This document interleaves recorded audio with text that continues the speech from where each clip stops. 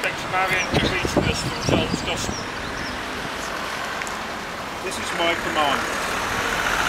You love one another as I have loved you. No one has greater love than this, to lay down one's life for one's friends. You are my friends if you do what I command you. I do not call you servants any longer, because the servant does not know what the master is doing. But I have called you friends, because I have made known to you everything that I have heard from my Father.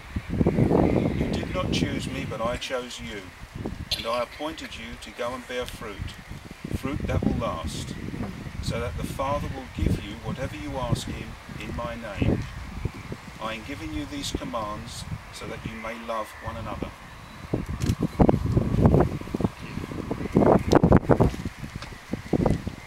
Unlike 2 years in the parish, the yearly gathering at about 2 o'clock on the second Sunday in November to remember those on this memorial and be, if you like, a very tangible connection between this community and this individual and the events of World War II. There are millions and millions of stories that have been or could be told by those who were engaged in the war 39 to 45. But this stands as a record to those who flew between March and July 1943 from one particular unit, the 394th Bomb Group, who were preparing for a particular conflict. Namely, they helped pave the way for Operation Overlord or D-Day, and then enabled that great invasion to bring back freedom to so many to proceed in the best possible way.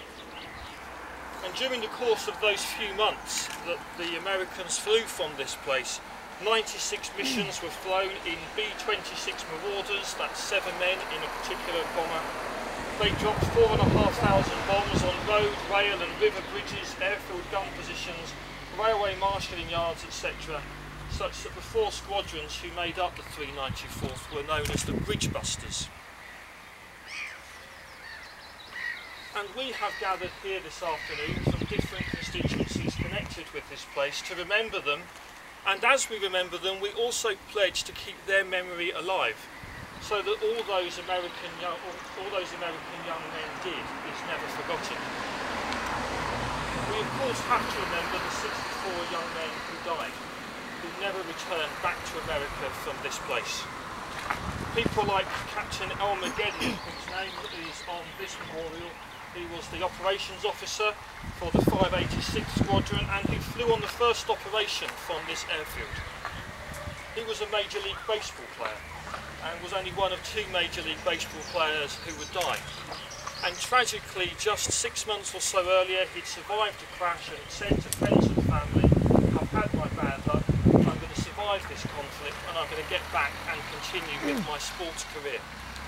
And people like him stand as a reminder for all of those whose dreams and whose lives was cut short because of the tragedy of the conflict, and we remember them this afternoon.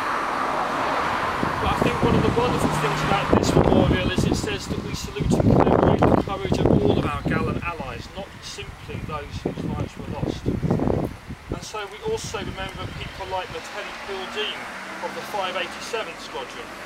He had flown his plane from America to Boreham via Africa and various other places, commenting that it was a new experience in parts of the world I had only ever read about. It reminds us that for some of these young men it was a bit of an adventure, but also that they were coming somewhere to help people they had never been before. Apparently he also recalled that the chow service was really good, particularly once you got into the officers' mess.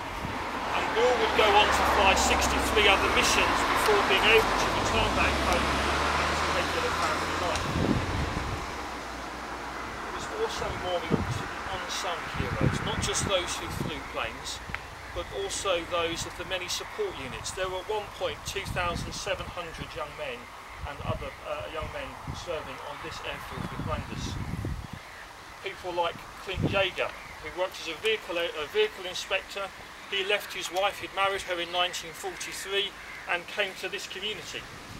Apparently he was driving his vehicle to Boreham and he left it unguarded to get directions to this place. days, and whilst he was there, the military police impounded the vehicle. He also remembers that at that point, at least, our train service was something to be proud of. But he talks about arriving by night in a purely accidental fashion, arriving in blackout conditions in a strange land. The engineer battalion had not yet finished the base, there were no lights in the candlelit mess hall, the food was handled well and at least it was fattening.